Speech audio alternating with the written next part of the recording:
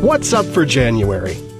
Morning meteors, Mars meets its rival, and the Moon comes around for another visit with Venus. The early morning of January 4th brings the peak of the quadrantid meteor shower.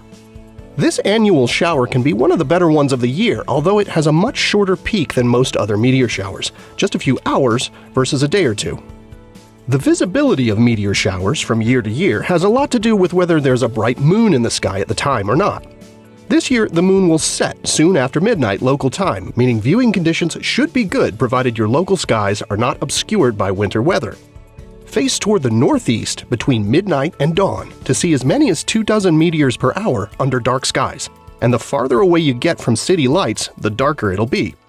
So bundle up and be sure to give your eyes a little time to adapt to the dark, including a break from your mobile device, in order to see the maximum number of meteors.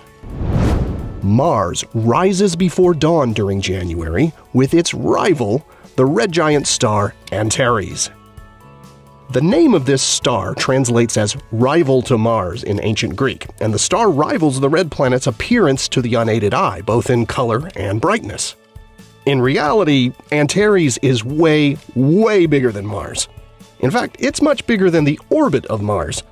It's about 10,000 times brighter than our Sun, but it's also 16 million times farther away from us than Mars is. So, like all stars, even though it's really bright, it appears as just a tiny, flickering point of light in the night sky. You can view the pair low in the southeast about an hour before sunrise each morning.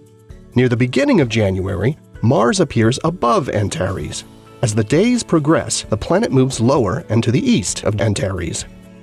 They're joined by a slim lunar crescent on January 20th for what should be a very pretty grouping. And as we start 2020, NASA's looking forward to the launch of the Mars 2020 rover mission. It's slated to blast off in July to seek signs of ancient life in a fossilized river delta on the red planet. Closing out the month, the crescent moon and Venus once again make for a gorgeous sight at the end of January on the same day of the month as they did back in December.